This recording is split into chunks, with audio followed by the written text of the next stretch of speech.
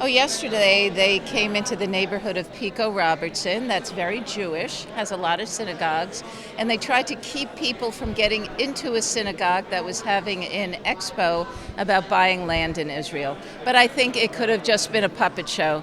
It was a chance to not let people get into a synagogue and try to intimidate the whole Jewish community. How did it manifest yesterday? Well, first I want to say, as a New Yorker, I never saw things like this. People had peaceful protests, walking down the street with signs. Nothing like this. Yesterday was a group and they're not protesters, and they don't have a message other than let's get rid of the Jews, let's hate the Jews. They're terrorists that basically came in saying, if you're Jewish and you're Jewish in public and you feel anything toward Israel and toward your faith, toward your religion, toward your lifestyle, we're going to make it very hard for you to live because we don't want you to live. And that's what they tried to do. They're trying to stamp on our necks and basically drive us away from who we are. And if they think it's going to happen, no other civilization that tried to do that is still here today. And that's not going to happen either. So the pretense was that there was an apartment sale for retirees to buy a condo or buy an apartment to retire in Israel. And they came and protested outside this particular synagogue. And what did they do after the police moved them away from that street? They declared an unlawful assembly, and where did they go? Home? Oh, they certainly did not go home. First of all, where is home? They came bussed in. There were about 4 buses we saw.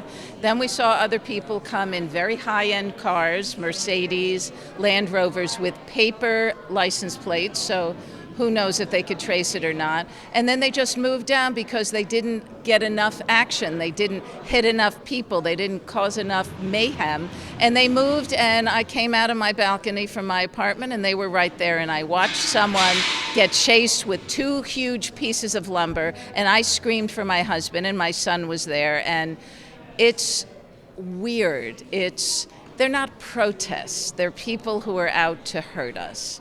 And luckily, we are strong people. The Jewish people are strong people.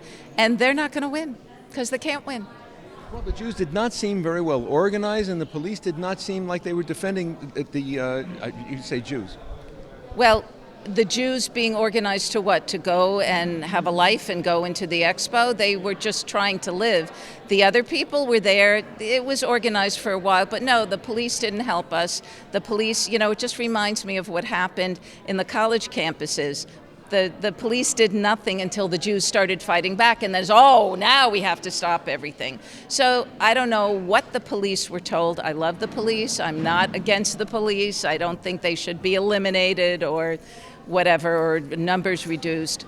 But they must have been told something because they did not protect us. They were not there for us, and it was extremely disappointing. If they were told something, where would that dictum come from? From our mayor, from our governor, maybe, the ones who are now saying, it's outrageous that this happened. Well, you can talk about what's outrageous. What are you going to do about it? How are you going to change things? How are you going to make us feel safe in our community? They came into our community and they terrorized people and they hurt people and they tried to drive us away. And where are the leaders? Oh, it's outrageous. Words are cheap. Have some action, maybe.